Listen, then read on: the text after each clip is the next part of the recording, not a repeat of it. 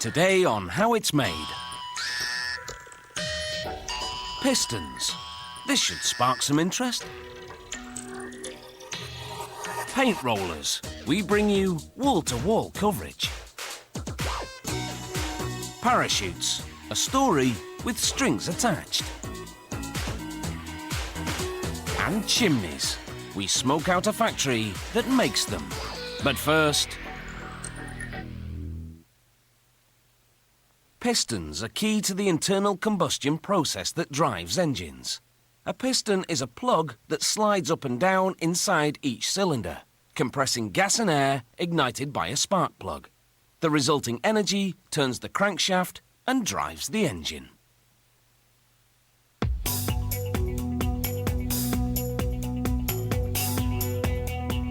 This company makes 9,000 different types of pistons.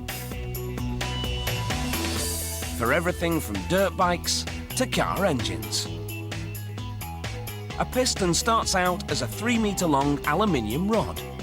Aluminium is ideal because it's a lightweight, rust-resistant and easy-to-cut metal.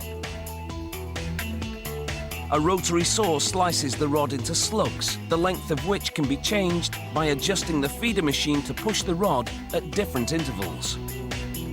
This piston model requires 7-centimetre slugs. The factory recycles excess aluminium shavings. The punch press and die are preheated to 426 degrees Celsius, the temperature required to forge the slugs. The slugs are brought to the same temperature in an oven.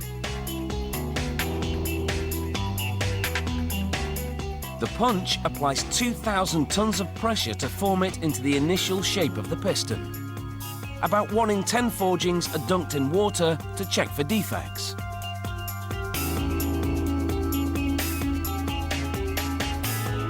To make forging easier, they pre-lubricate the slugs before heating them. That's why the slug flames up when struck by the press. It only takes 2 seconds for the press to do its job. But the forgings are so hot, they need at least an hour to cool before the next step. Workers heat the forgings twice more.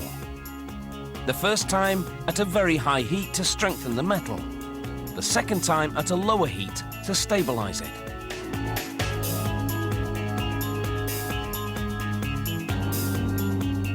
Now, they insert each slug in a lathe to give the forging the correct shape for machines that handle it later.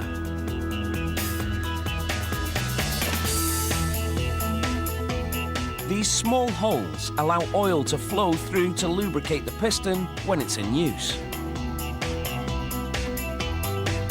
Another lathe reduces the diameter by 3 millimeters. The same machine then cuts 3 grooves, 2 for compression rings and another for an oil control ring. These rings help the piston glide and enable it to provide an airtight seal. This hole is for the wrist pin, which will attach the piston to the connecting rod. A milling machine then shaves off up to 2 centimeters of metal from 2 sides of the piston to reduce the overall weight.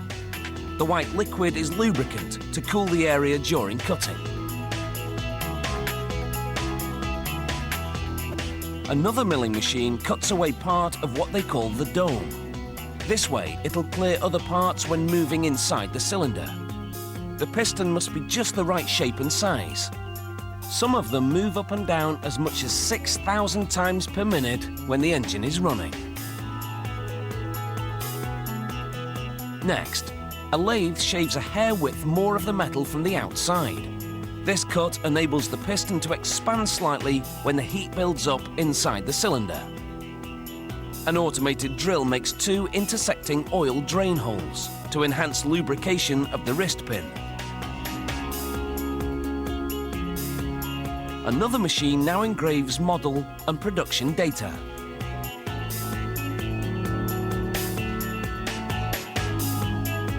Here, a worker removes sharp edges created during previous operations. He then uses a belt sander to further smooth out the surface. Sharp edges could damage the cylinder walls. This cutting machine shaves off a bit of metal inside the pinhole, so the wrist pin will fit snugly inside. Once the cutting's complete, high-pressure jets spray the pistons with hot deionized water. This cleaning removes all traces of lubricant and oil. And after a blow-dry with an air gun, these pistons are ready to go through their ups and downs.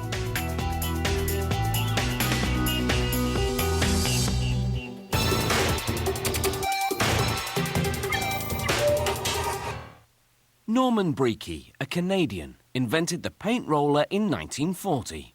It revolutionized painting, but Breakey never got rich because he lacked the financial means to defend his patent. Alongside the brush, the paint roller, with its replaceable cylindrical refill, has become the primary painting tool. The refill is a tube covered in fabric made from either polyester fibre or lint-free acrylic and nylon fibre. Regardless of fabric, all refills are made the same way. The fabric is processed into a 7.3 centimetre wide strip. It goes into a machine called an automatic tube winder. It first applies epoxy glue to the surface of PVC plastic tubes.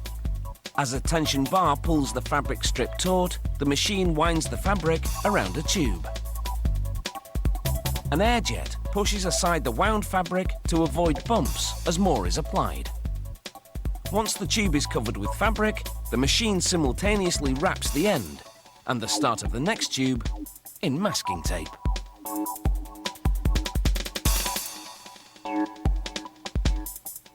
Once the glue has dried for 8 hours, the tubes enter a machine that cuts them into several refills. The tube spins as it passes, so one small cut is enough to sever it.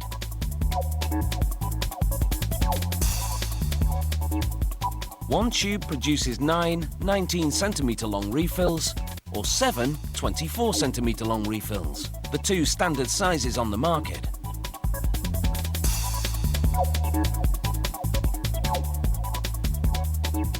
The next machine first runs a wire brush against the fabric.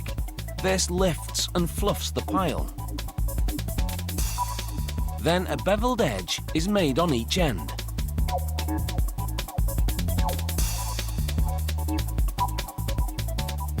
To fluff the fabric further, it's spun at 3,500 RPM. During all these operations, a vacuum sucks away loose fibres.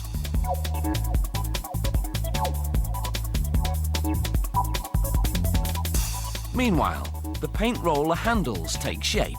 An injection moulding machine shoots molten plastic into handle-shaped cavities. A built-in cooling system hardens the plastic within seconds. The handles are made of polypropylene, a tough thermoplastic, and some coloured polyethylene, a lightweight thermoplastic. Now that the handles and refills are made, it's just a matter of assembling them. These plastic bearings hold the components together. The assembly is entirely automated. The bottom bearing goes on first. It rests against the part called the shoulder. Next, the refill. The bottom bearing slots right into the open end of the tube.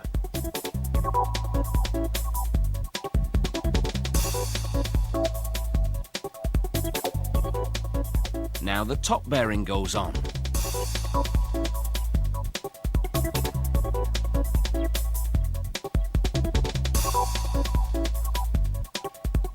A metal clip locks the bearings and roller in place.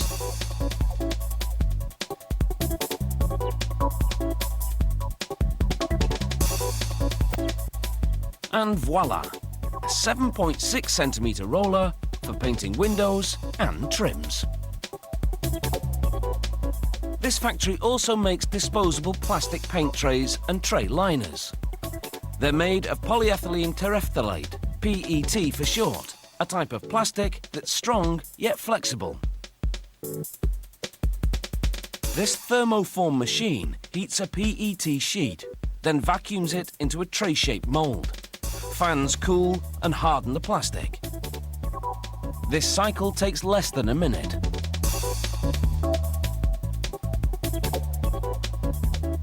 The moulded sheets go into a cutter. It removes the trays in one slice. The factory grinds up the leftover plastic and sends it back to the supplier for recycling. This factory also makes roller refills for applying solvents. Paint rollers, spreading happiness and paint wherever they go. Coming up on How It's Made, parachutes. Don't jump till you've seen this one. And chimneys. Stacks of them. See you after the break.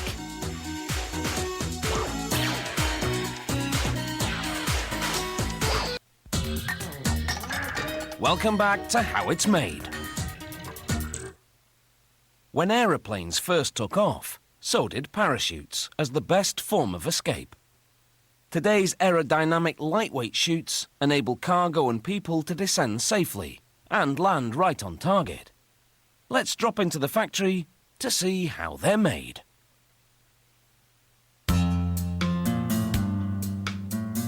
This company makes military parachutes. Each one has a 9-meter wingspan and carries up to 200 kilograms.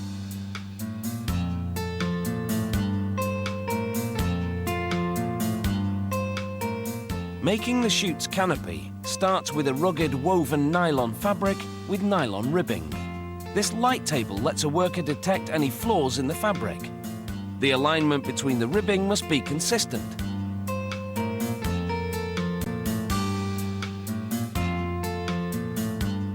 They test the fabric by pulling the material until it rips. To pass, the fabric must withstand a minimum of 20 kilos of pulling force.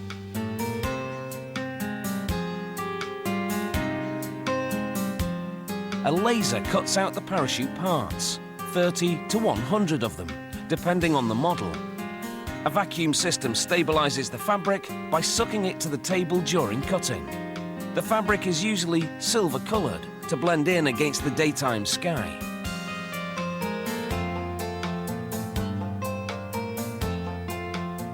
A seamstress now sews on nylon tape to attach the parts and reinforce the seams. Some panels have holes about the size of a dinner plate to funnel air between the two layers of the canopy and keep it rigid during flight. Once they've finished sewing, workers inspect the stitching. Every 2.5 centimeters of stitching must have between 7 and 10 stitches. If the stitching is too close or too far apart, the fabric could rip. And that's the last thing you want when your chute is descending at a rate of up to 4 meters per second. So they mark any problem spots with a red ribbon and re-sew them.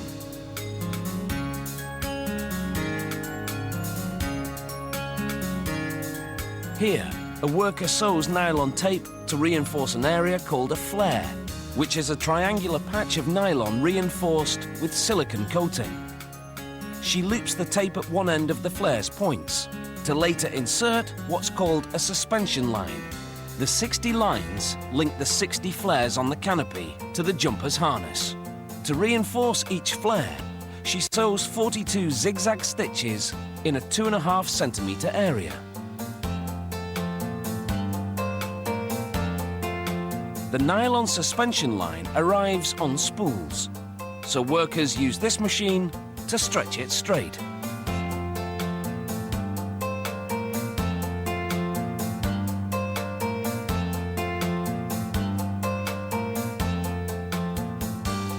A worker marks off up to 4.5 meters per line and cuts it on an angle to reduce fraying.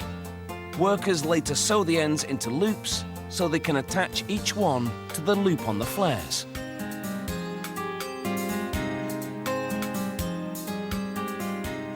A worker makes a lark's head knot in each line and ties it to a flare. This type of knot is easy to undo if a line needs replacing. Connecting the 60 lines to the canopy's 60 flares takes about 2 hours. Only after all these knots are secure can they pack the chute into the backpack and ship it to the customer. The nylon backpack has two identical parachutes, the main chute and a reserve. This worker is sewing the panels that'll encase the reserve chute. Extra stitching reinforces the straps.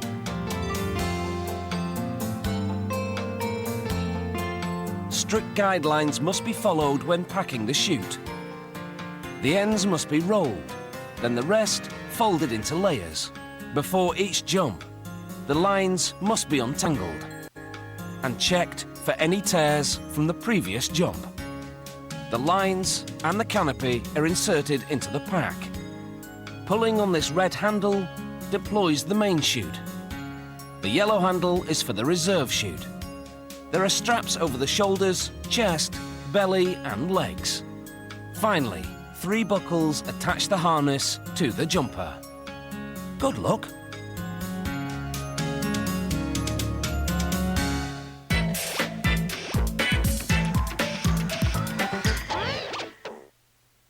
Chimneys vent hot gases or smoke from your fireplace to the outside.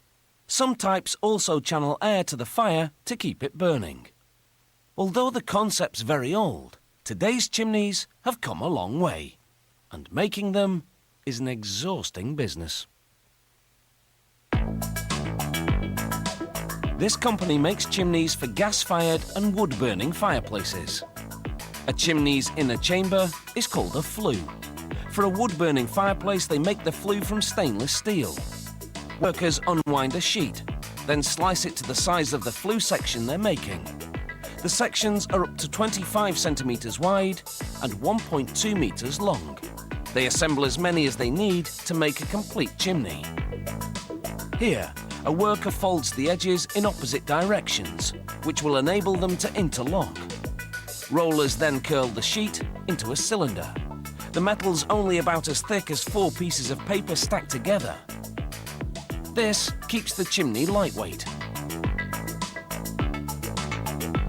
They weld together the top and bottom ends, and a roller flattens the welded seam.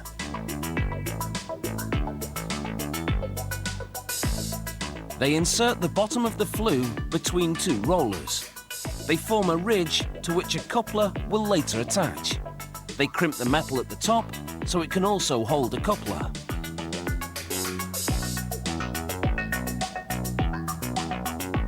To make top-end couplers, a die punches the shape from lubricated sheets of stainless steel.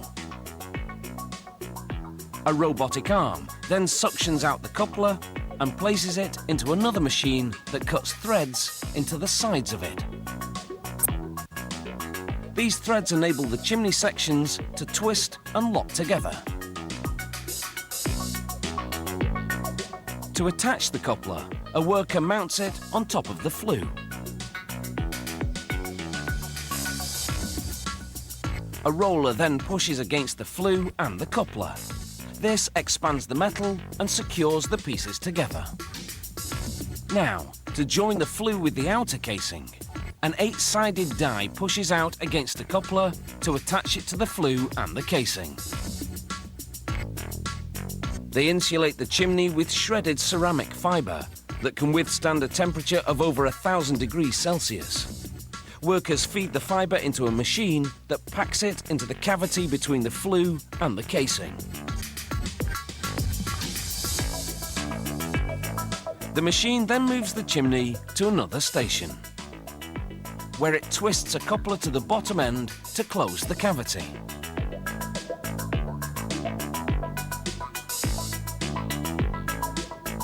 After a quick brushing to remove any fibre dust, a mechanical arm lifts the chimney and moves it to be boxed and shipped.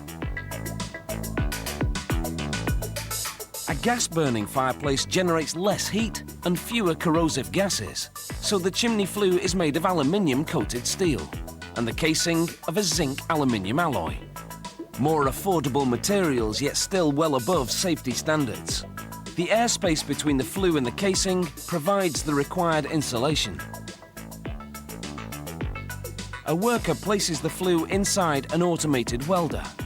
It fuses the edges with a laser that's as thin as a human hair.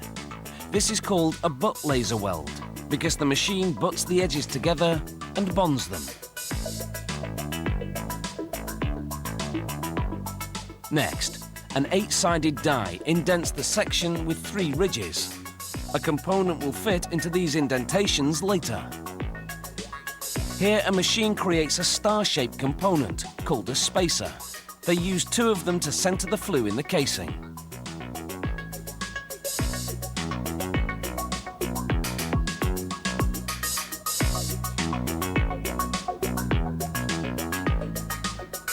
A worker installs a spacer at each end of the flue.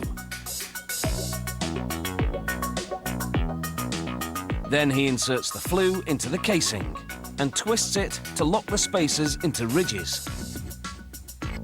This connects and aligns the chimney sections. The tops of the chimneys have steel rain caps. They let smoke and gases vent but keep the rain out, ensuring that where there's smoke, there is indeed still fire.